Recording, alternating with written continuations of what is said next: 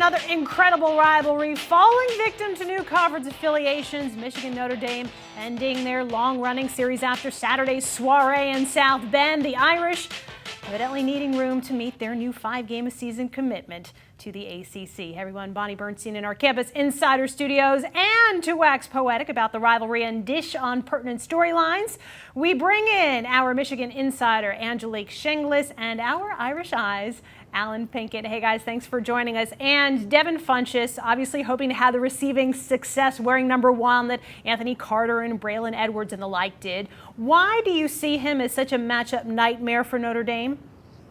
Bonnie, it's his size. I mean, he's 6'5", and Funchess has great athleticism, great speed. This week I asked Devin Gardner, his quarterback, how good can Devin Funchess be?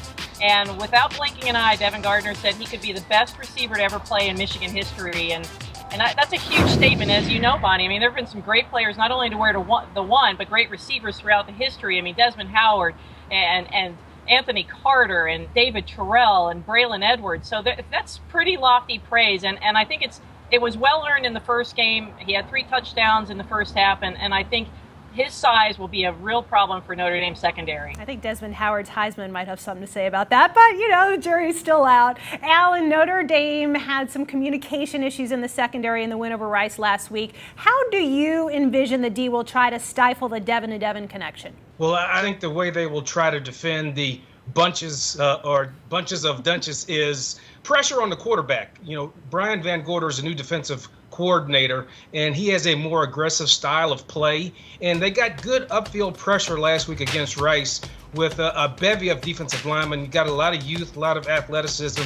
And Jalen Smith is a name you're going to hear a lot, too, getting after the quarterback. And so you got to keep in mind it's hard to complete a pass if you land on your back. Let's focus on the quarterbacks now. Each has his own redemption story of sorts. Allen, why do you feel Everett Golson is better now despite last year's academic suspension? Well, I think it's one of those, he had an opportunity taken away from him, and he got it back. And he could have very easily transferred to another school, but he made it his mission to finish the job at Notre Dame. So when you get a second chance, you usually appreciate it a lot more. And watching him play, the talk all preseason was not about his footwork or his mechanics. It was about his leadership. And I think that's what Everett Golson has done. He appreciates this opportunity. He wants to be a leader. He wants to put the team on his back. And what I witnessed was just a guy who played with a ton of poise and a lot of confidence. And usually you don't get better when you don't play. But you can tell he worked hard in the offseason to hone his craft and become a better quarterback. And you see him being more vocal with players on the sideline during the game. Angelique, new coordinator at Michigan, Doug Nussmeier, a former quarterback himself, and down on the field, because let's remember Al Borges was upstairs. How has Nussmeier benefited Gardner, not just physically, but mentally too? Bonnie, I talked a lot with Devin Gardner about this and having Doug on the sideline and having Doug having had that quarterback experience, as you mentioned. And Devin Gardner really respects that. He understands that here's a coach telling him what to do because he's been there before. He knows the little things, as Devin said.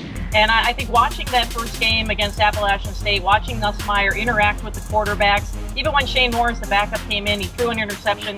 Nussmeier was the first guy to greet him coming off the field, and it was not yelling. It was you could tell it was a teaching moment. And I think that's what Gardner is responding to with Nussmeier, and I think that's why Doug Nussmeier thought it was important for him as the offensive coordinator and the quarterback's coach to be on the field and give up that perspective that a coordinator gets from the press box. Let's wrap things up with the one game you each feel defines the Michigan-Notre Dame rivalry. Allen, you start. I have to go with the Rocket game. The fact that he ran back 1 touchdown on a kickoff, and they had the audacity to kick it back to him again as if it was some kind of fluke. He wasn't the fastest guy on the field. That's the game that really stands out to me. And Bonnie, I mean, Allen's saying that with Bo Schembechler right behind me in the statue outside of Schembechler Hall. So that was pretty audacious for him.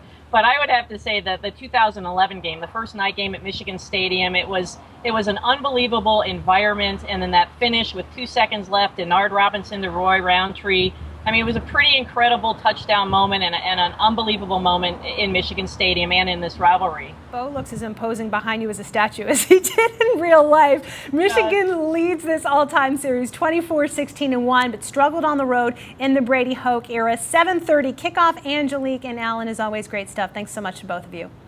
Our pleasure. Couple programming notes for you folks. New show kicking off on Campus Insiders every Wednesday. It's called Brass Tag, hosted by Jordan Cornette and Doug Chapman. It's putting a bit of an urban spin on sports and beyond. And then Saturday at 5 o'clock, be sure to join us as Chucky Keaton and the Utah State Aggies host Idaho State right here on CampusInsiders.com.